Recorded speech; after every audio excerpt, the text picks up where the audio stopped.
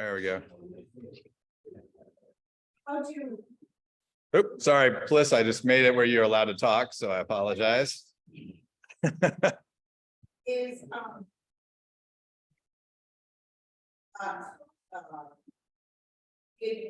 there's this. Yeah, there, everybody's joining now.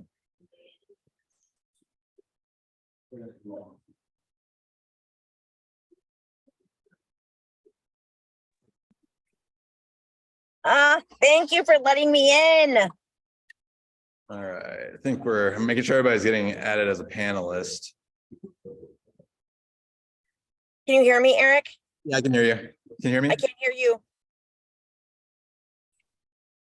I can hear you, Eric. Brad. All right, and in the room too, we have other. Can't hear you. Turn your volume up. Hi, Amy. All right, yeah, we have 4 members in the room Oh. and 103. Let me if I do this. So I can't hear anybody. What's the problem? Oh, here. That's why. Okay. I think I can hear now. Can you hear us now? Yes. I had you guys plugged into my car audio. That's not working. Okay. Is everybody here? Do we have quorum? we do, we have virtually we have 5 and we have 3 more members here. Okay, good. Wait, we have Matt Bliss as a panelist. I don't know if that matters. I accidentally promoted him to panelist. That was my bad. But if he wants to join as a panelist, he can. He's in the room as well. Matt, be careful what you wish for here. But Sonia's here. Let me see who else. Alicia's here. Miss Kaler's here. Okay, let's start. I make a motion to start this meeting. Seconded. All in favor? Let's do roll call real quick. Can you guys just say your names? Dave, start with you. David Cottons, teacher representative. Brad Kessler, community rep, LSC. Okay, good. Amy Zemnick, parent rep LSC. Peter Chalmers, parent rep LSC. Miss Kaler,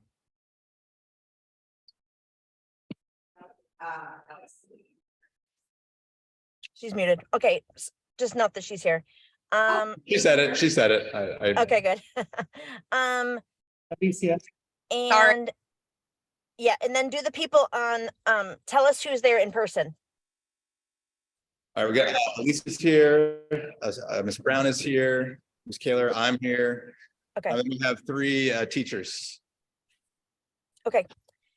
Does anybody have anything to say for public participation? Anybody? Yeah, I have one, well, I guess it's a question. I don't know if it counts as public participation. But just so it's on the record, I asked earlier and I want to make sure that it's officially part of the LSC record.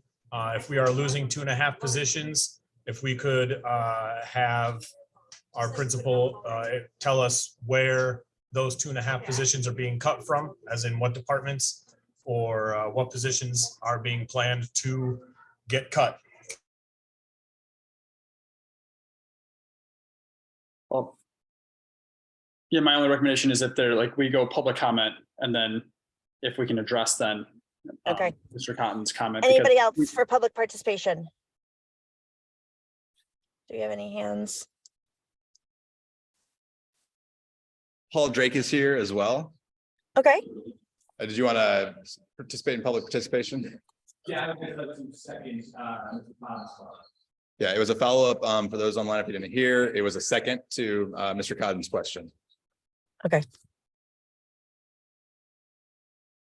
Other public participation? Okay. Oh, is someone talking?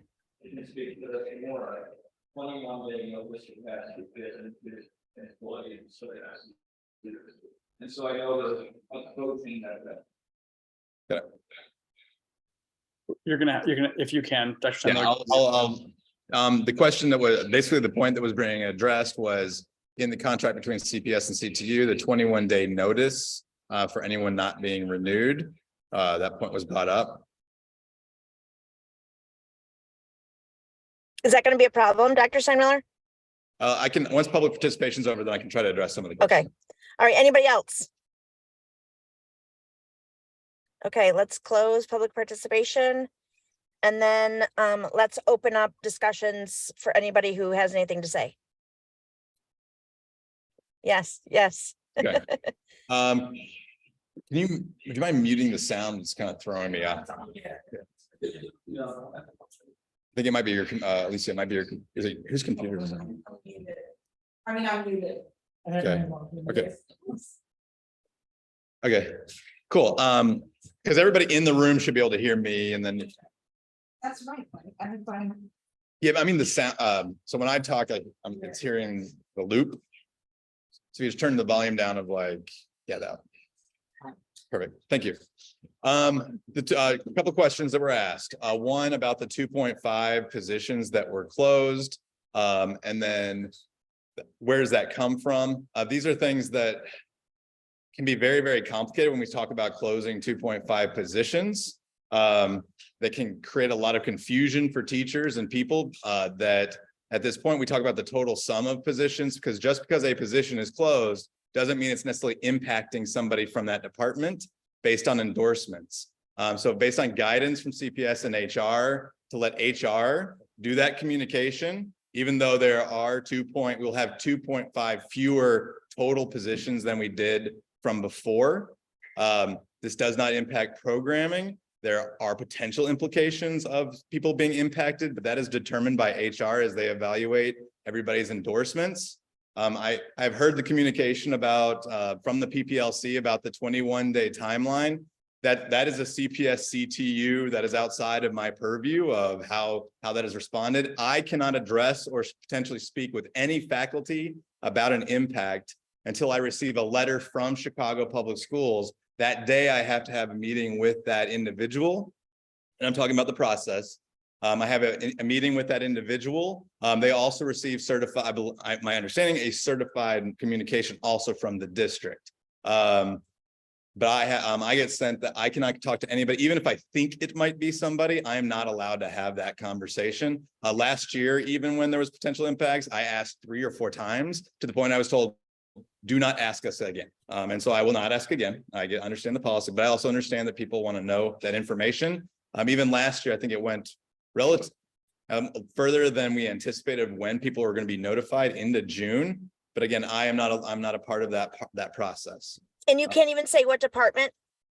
The problem is that creates a level of concern, and people think that it's them, and maybe it's not.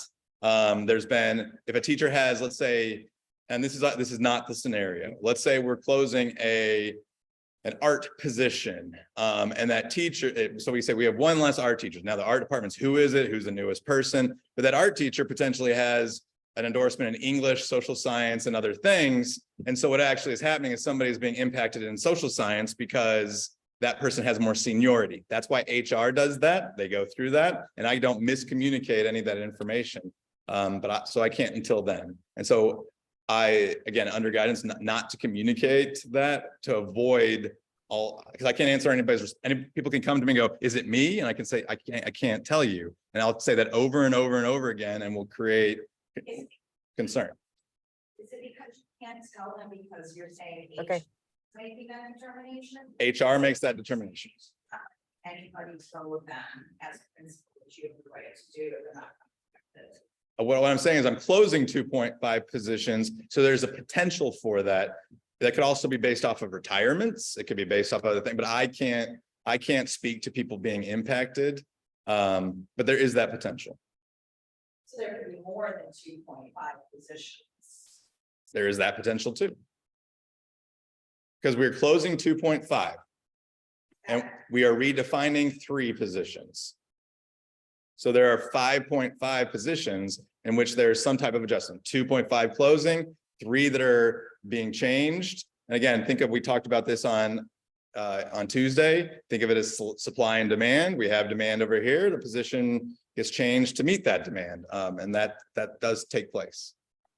But could you, really, I really am curious, could you get rid of people without going through HR that are not contracts? I mean, that don't have I mean, like a T, what do you call them now? Those. Dr. Steinmiller, can you say the question because it's so hard to hear? Okay. Yeah. I think the question was, can I just, because if somebody has a PAT within the, before they hit tenure, if I can just flat out not renew them, because they're not tenured, no, I have to go through HR. And also anybody who is a PAT has to be trending towards, I believe, basic and unsatisfactory to be non-renewed in that manner. So there are, it isn't just, you could be, if you're in like distinguished across the board, you just can't flat out renew because they're getting close to tenure like that. You can't do that. Unless you're closing a position and they're on the list. Yeah. And so what would happen is that's where HR looks, if I have 22 positions and I'm closing 2 in English, then HR looks at seniority. And then they take the bottom 2 based on seniority, and then potentially those 2 would be impacted. But again, if they have endorsements in other content areas and actually have more seniority than somebody else in social science, they have the priority towards that position. And actually it's the person in social science who is impacted. So it's not as simple as English, just English and 1 for 1. And so that's why with 138 teachers, 200 plus staff, that's why it really does need to go through HR and the law department to make that communication. Does that make sense? Any other clarifying questions?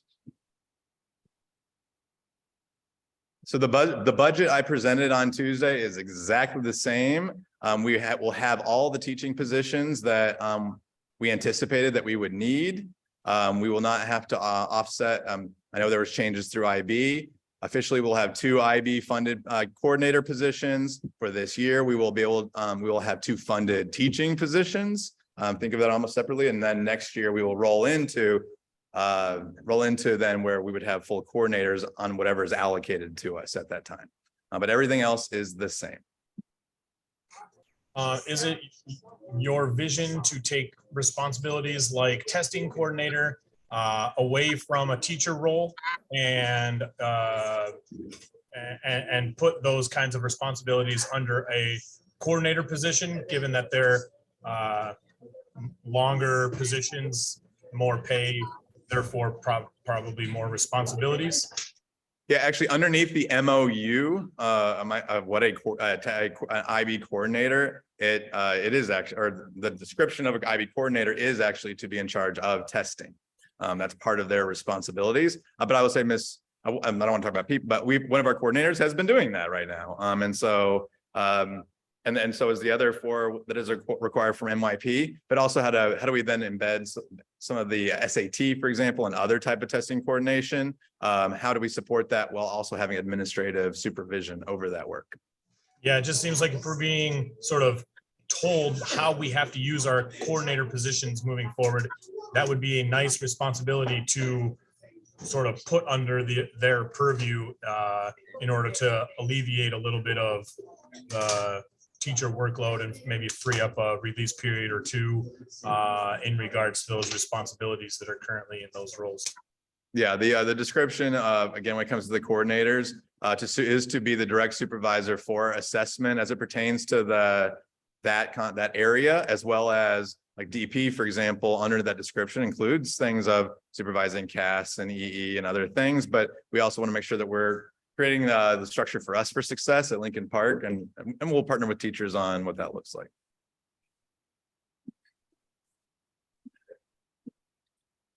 Remember again, we're losing 2 positions. 2.5. Yeah. Yeah, and budget. So so if we were to reopen those, we would, be $300 and almost $400,000 in the negative. What's the consequence of submitting? I'm not allowed to. I can. I have to balance it. Whether it's approved by LSC or not, I still am required as a principal to submit a balanced budget in EPM. And every principal in the district is required to do that. We're going to get ready to move your walking in the overload conditions. It's still being close to terminate. Yes, actually, yeah, we have it's a finite budget, it's student-based budgeting, and as I presented on Tuesday, every dollar, I mean, we really don't.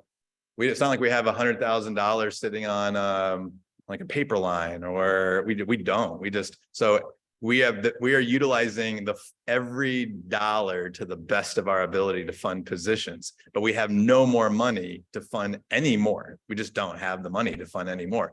I mean, I would, in a dream world, and that's not what the scenario is, would be, yeah, we have copious amounts of money to hire additional types of, think about this, I think of suburban structures, right? You have quota, you have basically every teacher's a quota, the additional, we only have 3 foundational positions, principal, clerk, counselor. Those are funded in the suburban districts, every one of them, right? And that's just not how this is structured. And so I know there's some shifts in conversations about shifting away from student-based budgeting, but that is just not the budget that we're living in today. No, but if we would have had, if we would get rid, let me just say, we have made choices as an LSC to increase, like, we've got how many, 4 people extracting out of our budget for SEL and culture, right? We have a testing coordinator, we have a program.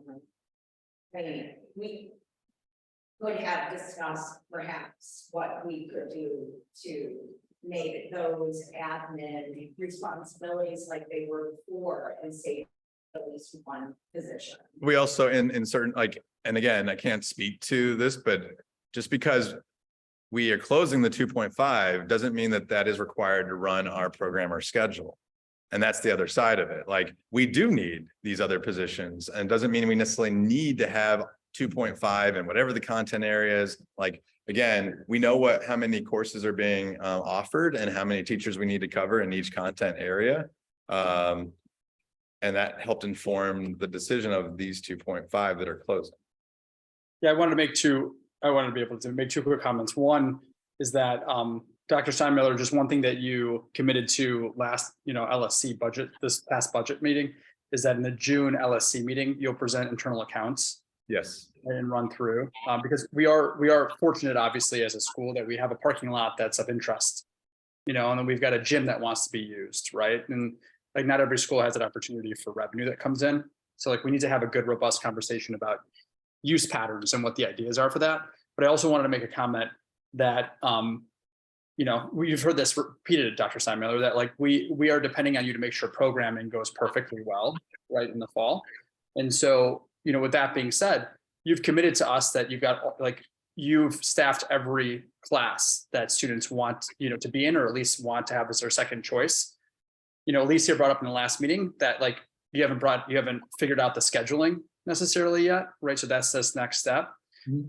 But that's what, like, I know what I care about for this budget is that, Dr. Steinmiller, you're saying that you've gone through a much, much better programming process than you ever have at LPHS before.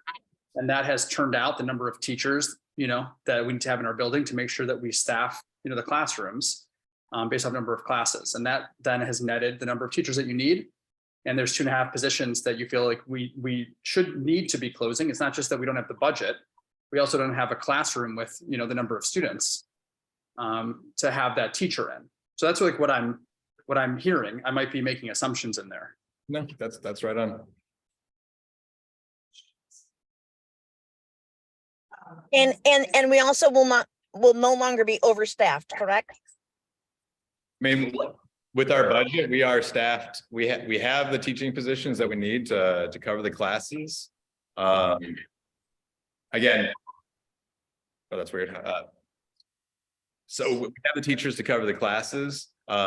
Based on the number of students that we currently have enrolled and our anticipated enrollment, outside of any other surprise, any new adjustment that we would have to being a community neighborhood school. If we had 100 seniors show up out of the community, we wouldn't have enough staff for it. I don't see that happening, but those are like variables of just being a neighborhood school. If you live in the attendance area, you can come. I'm really worried about this. I'm waiting for him to. Good. I'm worried, I remember talking to one of the counselors, Mr. Merle, at the beginning of the year saying that, I don't know if this is the case or not, but getting more, I think like you had made the decision, maybe you can tell me if I'm wrong, that I guess what I'm trying to get is I'm concerned that there's going to be more students that are coming in, or I don't know. I don't even want to go with this thought yet because I'm not fully clear. I do know that that a teacher is leaving, and we're not fully staffed for all the positions that are leaving. For example, a business position. So my concern is, the administration has known that this individual is leaving for 3 or 4 weeks, 3 weeks maybe. Why aren't they beginning the process of interviewing? So we're not fully staffed yet, and that's in the CP program. So. And the DP program. So I'm just going to say that it's really important that we obviously have programming and scheduling, but that we have good teachers that are going to be taking these positions, and that probably should have started a while back. Yeah, just in response to that, I can't start the next year process until the budget's approved, because this is determining the positions for next year. So once this, actually after today, when we approve the budget, then I can start to post. There's actually a button I can click to start posting positions of anticipated openings. So I will be able to do that right away. But until this budget's approved, I cannot, because this is the next step in what would take place. If we approve the budget, does that mean that that we don't lose those 2.5 positions? No, the board will approve the budget and move forward anyway. Right. Meaning what? That we won't, that the 2.5 position, that was your call to make. I mean, I can't leave a negative. I'm So it would come in and then how would the process be? because then they would pick the people to let go or positions to close, and unilaterally. I really don't know the response. I just know that it's part of my professional responsibility to balance a budget with the funds I receive. I would not submit a negative budget. That's I'm not saying that. yeah. And so these are the decisions that the 2.5 are aligned to, again, our programming and scheduling.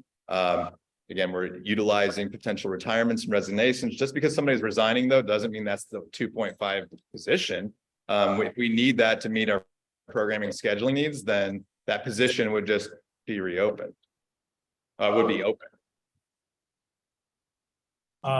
For our department, I think one of the biggest concerns, and I think this has been a concern of mine the whole time, is, as you said, like, we just need this programming to run very smoothly. And I don't know, I'm worried about the amount of wiggle room that we have for some of those variables. I don't think, like you've mentioned, there's going to be this wild 100 students that randomly show up out of nowhere, but there are a lot of moving parts, and there are a lot more variables that I'm concerned we have not considered.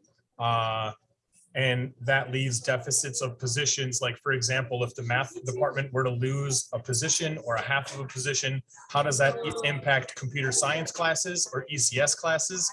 Especially considering, like, computer science does not have their own department chair. They're a part of our department. And, depending on what classes freshmen sign up for or other things like that, there's a lot of variables in the narrow razor thin margins that our programming currently, allows for. And there's not a lot of wiggle room one way or the other. And so I'm concerned and voicing my opinion publicly as far as, like, our ability to deal with those variables and changes if things don't go programmed exactly as we say we're predicting them to.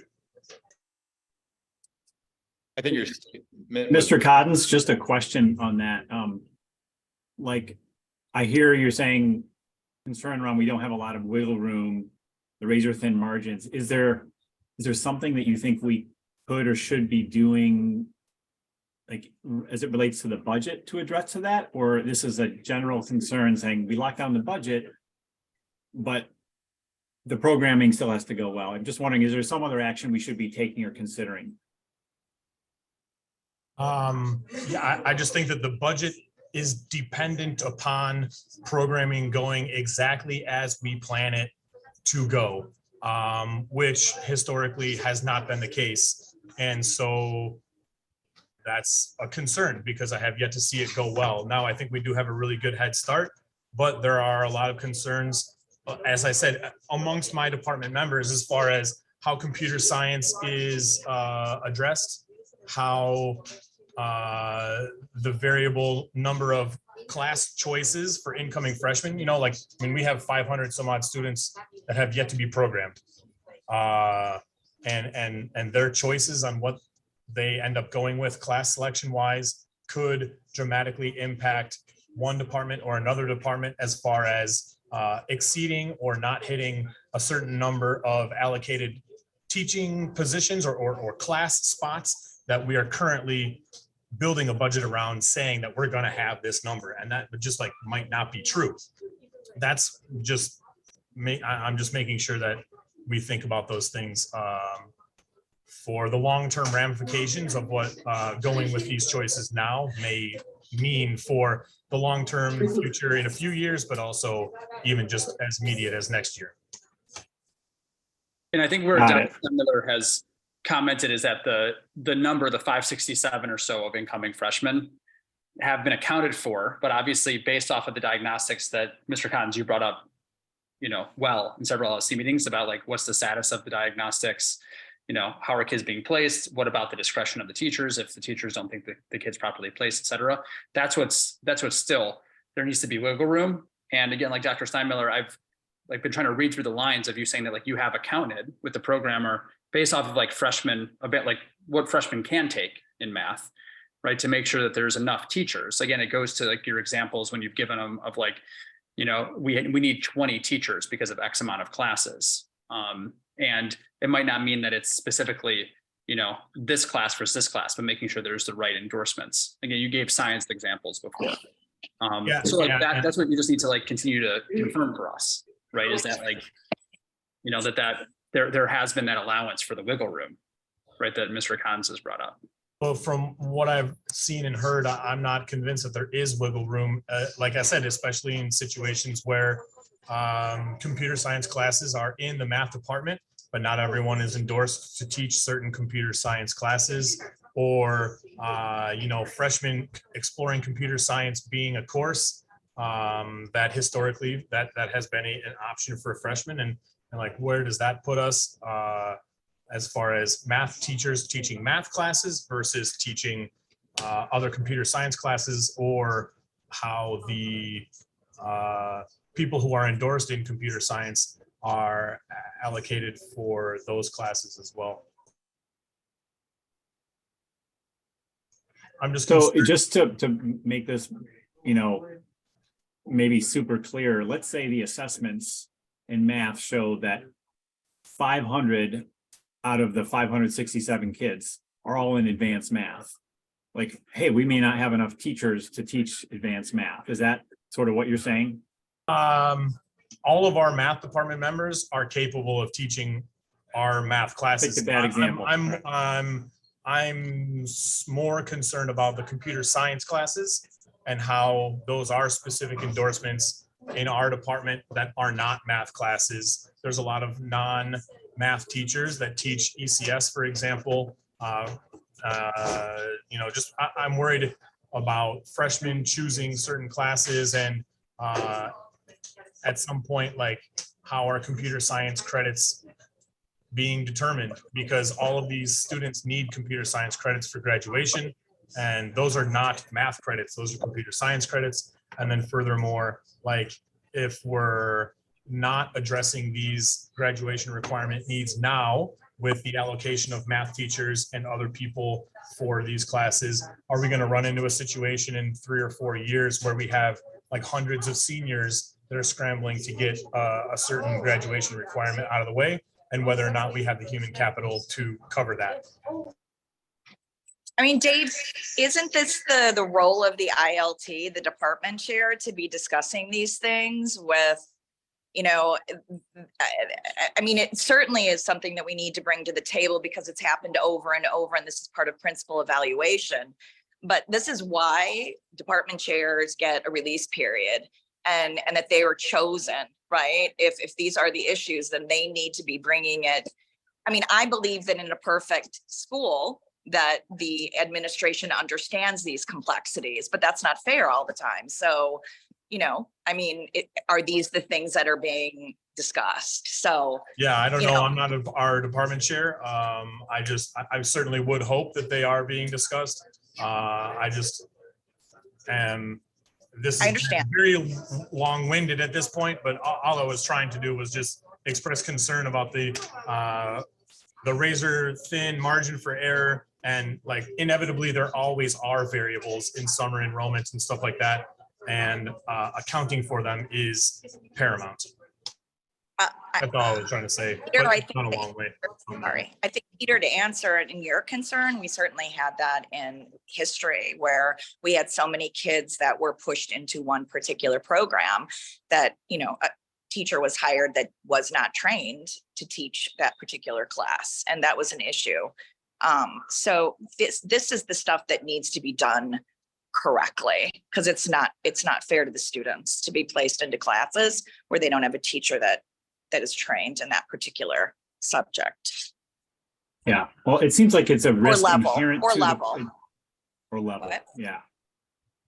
I appreciate you raising this. I think it's good for us to have in mind. I mean, it seems like this is a risk inherent in the process that you have to lock down a budget before you know all the classes people want. We've got 75% of the school, sophomore, junior, seniors. We don't have all the freshmen yet. We want to push more assessment, which we're doing right now. But we don't have that. So it's like a inherent risk. I don't know. You know, I don't know if there are assumptions and how you like put parameters around potential scenarios, like a low, high. I don't know how that's handled, Dr. Steinmiller, but I guess I appreciate the concern, and we don't know until the test results and choices come in exactly what kids are going to choose. So, yeah. All right. Point taken, Mr. Cottons. Thank you. And I'll reiterate, I'm going off an assumption because we've spent money on a programmer who's allegedly really great, you know, that we're going to have really good programming. Now, like, and Dr. Steinmiller knows, obviously, like our feelings on that as an LSC. And then, you know, if Dr. Steinmiller, based off of that presumption, right, on the programming analysis, that we have the teacher positions available, right, that we need in order to provide excellent instruction. Now it's a question mark on what Ms. Kaler was saying about the quality of the teachers, right, and making sure we have great teachers, but like we have the teacher positions available, which is great. And then like, if that's the case, that we've got the right amount of teacher positions based off of quality programming, then yeah, we want as many support positions as possible, right, to make sure that, you know, culture and social emotional care and attendance and all the other things take place, right? Teaching is paramount. And then if we can afford the support positions, we do that. So like, again, that goes off of a bunch of presumptions that all stem from programming. But you know, we're willing to take this lead. Dr. Steinmiller, I think, has, I mean, of trusting programming to some degree, because Dr. Steinmiller understands how much we care about it. And we suppose we brought in a great person. That's how I'm just saying my own personal view of how I'm reading the situation. You know, that if we have all the right teaching positions, we're basing that off of great programming. That's an if. Then, you know, at no point would I want us to sacrifice, you know, support positions just for the sake of having additional teachers that might not have, you know, full classrooms, you know. But again, it's all based off of the assumption that programming is going to go well. Brad, I think it'd be so helpful if we could meet the programmer and she could like do a rundown of what's been done, what needs to be done, and why it's going to be seamless this fall. Yeah, can she come to our meeting on the 11th? I think that was the request we made last meeting. It So was. Yes, remember I referred to her as Oz. Yes, you did. I think these are a lot of great questions, but at this point with our budget, it is where it is at. You know, the one thing I can say is we have yet to take for need any students off of the wait list. Like the Go CPS numbers we had were just where we needed them. And so we really don't have a need to keep pulling students. We will have, so we have a lot of control about where our numbers look. I believe, you know, Cotton's point is right on. Like we have 7 to 9 departments, right? And each of those departments, we can't predict where there might need some wiggle room in which department or where. We have the best idea because it is very to the point. We need this many teachers for this many classes. The thing that we do have a level of control is a bit of a buffer. Because those numbers for our students going to those classes isn't taking into consideration the numbers of students who go to self-contained instructional classes. So there is actually a lot of the ceiling is as high as we can in enrollment. If a student is going into, for example, US history, we have about 20 plus students who go into self-contained instructional US history, which will create a buffer for us for some students. So it still is very close. So I want to acknowledge that he's and affirm what he's saying. But I can't predict every department is like that to have the best budget we can. So at this point, I think we talk about programming at our next meeting. We also talk about at the I like by the June meeting, I would also like to agree on what our fees look like and our internal accounts and how does that move forward to inform the year instead of waiting till August when we can start asking for the fees from everybody. So we can start the year with internal accounts already built up. So these are things we can talk about money that ultimately relates to our budget. We can talk a little bit even next week about what our status is within internal accounts. Then in June, make an informed decision about what fees would look like in the fall, so that we have those resources for all of our classes. But for the sake of the budget, as it's due today at 5 o'clock by the chief to submit. So as soon as this meeting's over, I've got to let the chief go or let it know we're approving it, or this will default into them approving it anyway without a vote. And I think that's important that our voice is heard within a vote. So unless there are any other questions, that's all I have to really say. Well, I will, as just a point of order, just Rebecca, one thing, we have to reopen public comment Yeah. prior to voting. All right. Anybody just anything to say in public comment?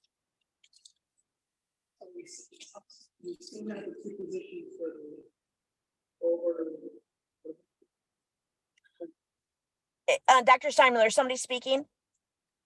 Yeah, Lucy is asking a question about oversized class. Is that what you're saying? Or yeah, we're able to keep one currently oversized. We're able to keep one actually carrying over into the next year, and they may potentially give us the second one as well. But I don't. The communication on that was very unclear, and there were no promises that you would have any. So I don't want to go down that. We're planning on making sure our programming is covered with the teachers that we're able to fund. But we're still losing position. Yeah, we're losing 2.5. Hey, Ted. So essentially, when you're walking, I thought we were oversized. I wouldn't say that. There's potential that they're in unknown areas that there could be a need in a certain class. But I would say overall, we have the right amount of the number of classes that we're offering. We have the right number of teachers to cover those classes and already setting like a 28 threshold. Now, ideally, would I want classes to be 22? Yes. So they aren't going to be like that. But we put a threshold of how many classes we need with 28. There are going to be some instances where there's standalone classes where there will be 31. You know that from our IDDP, that second year is the only option. So I've met with all of the chairs. I've reviewed this. The teacher teaching that class would probably teach a class that's smaller on the other end to offset that they don't go over 140 total, which is the number. So there are things that we would have to balance within that. But there will be individual classes because the program like DP, there aren't any other options. Otherwise, we're splitting a class of 31 into classes 15 and 16 and making our higher need classes explode. And that's not something that I think I nor the chairs or teachers in general, I think is would support. But as it stands, this is where our budget is. As far as the students that are already taking that's right, the increment pricing. In the process, we had 50 day one, we have nearly 200, if not almost over 200 for this Saturday. We're by the end of Saturday, we should have more people than basically where we were in total last year. We're gonna be at more than almost halfway testing and doing diagnostics for all of our freshmen, which is pretty incredible at this point. We still have another testing day. Today, we're meeting with all our first year student parents and families, and we're promoting two things, diagnostic, because that's the only way you're gonna sign up for your, if you don't do the diagnostic, you can't sign up for your classes. You're gonna default to, so that's why I think that's the link, like our motivation, get people to do it. And the other is participate, support Friends of Lincoln Park High School, because we need those, that is also a revenue and support. So those are the two things, connecting our freshman parents with Friends of, and then making sure that all these steps are taken to do diagnostics so they can get their schedules met. Okay, anybody else in public By participation? the way, now, just for, Mr. Drake. Mr. Drake, for public participation, is that where public participation? Mr. Drake has his hand up. Okay, great. And does he have a microphone? Do you want to use my phone? He is going, Ms. Kaler is sharing hers. Yes, Peter. Are we good? Hi. I would like to say two things in the public participation. The first thing is there's reference of classes with over 140 students.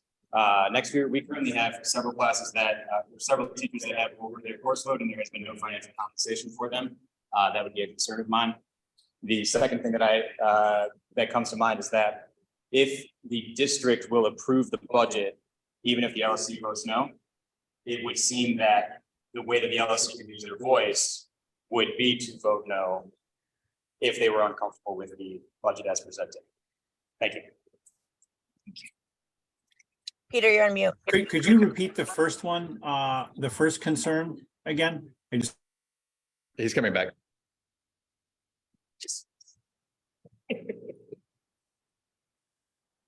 Yes, so we currently have teachers with over 140 students, which is the contractual cap.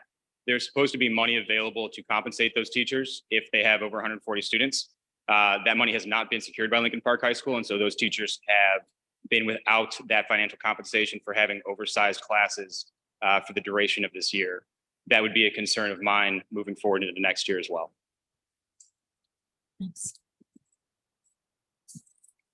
Okay, anybody else?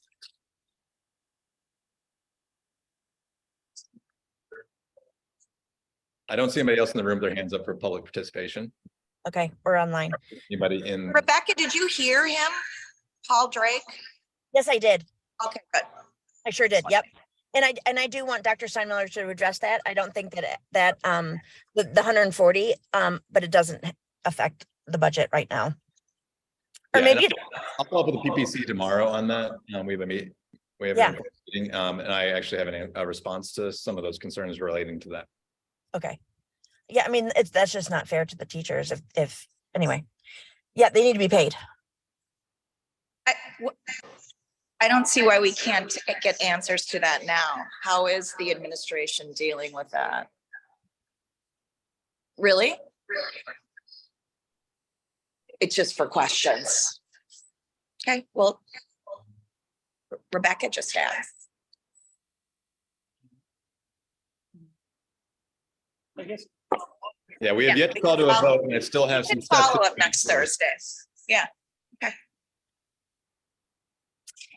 Okay, I'm gonna close public participation. Can I?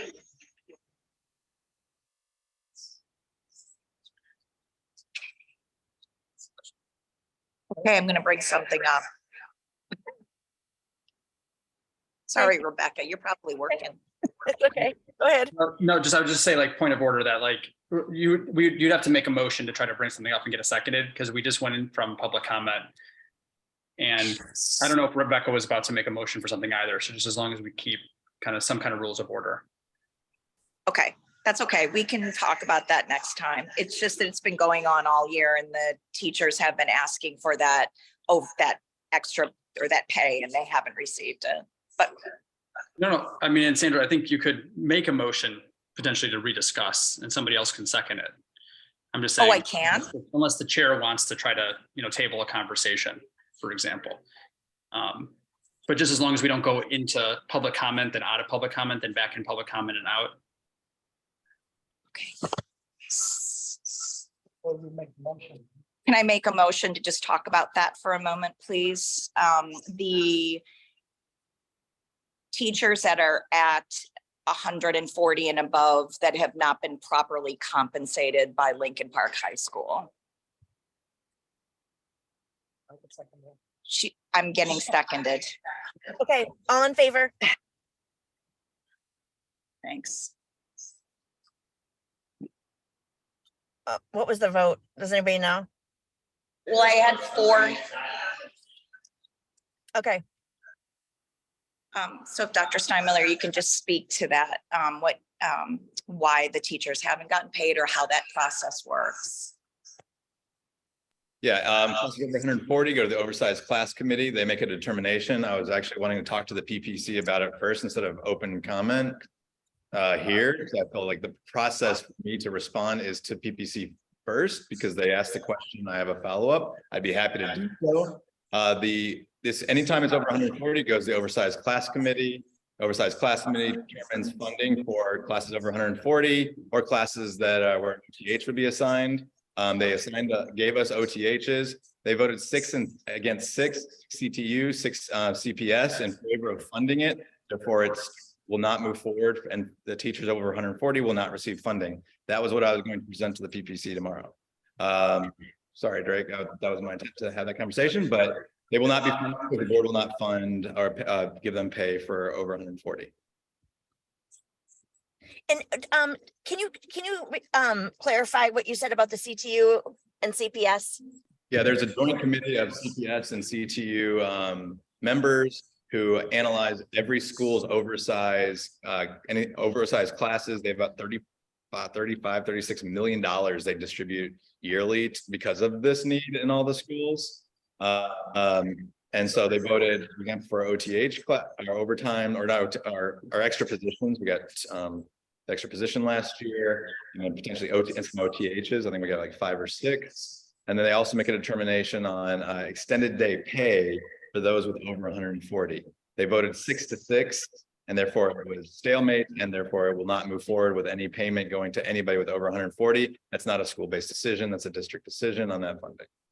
Can you mute me for a minute, please?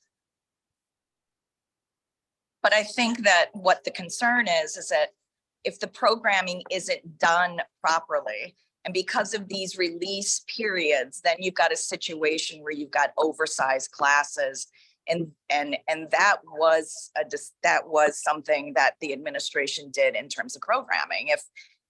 If the programming was done properly, then you wouldn't have these situations where teachers have 140 over, and now they're not going to get paid. So that does fall on the school and the leadership.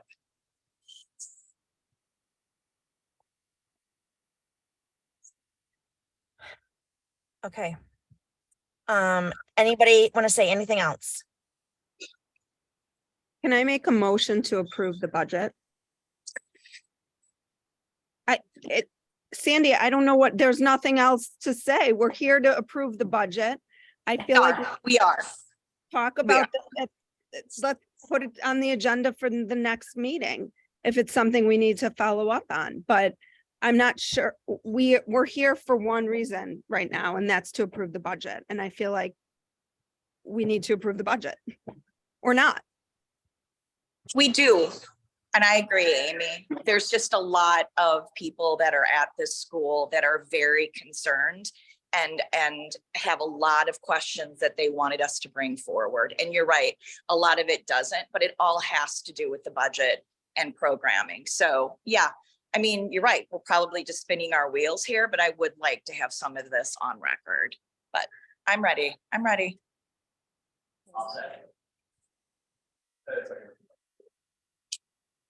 Okay, seconded by Ted. Is that right? Yeah. Yes. Okay, all in favor of approving the budget as presented by Dr. Steinmiller on Tuesday?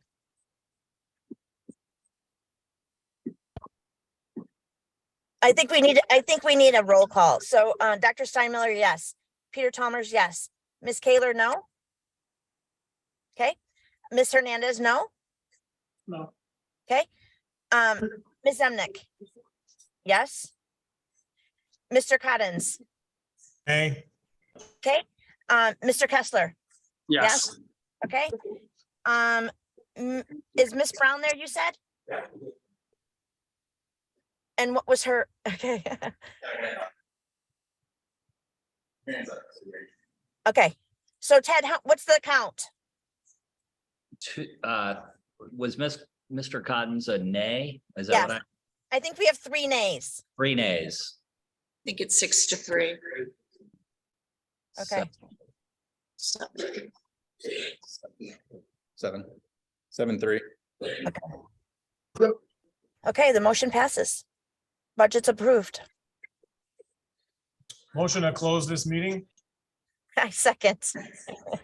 All in favor of closing this meeting? Everybody in the room, yeah. Bye, you guys. Thank you. Well, thank y'all. Thank you.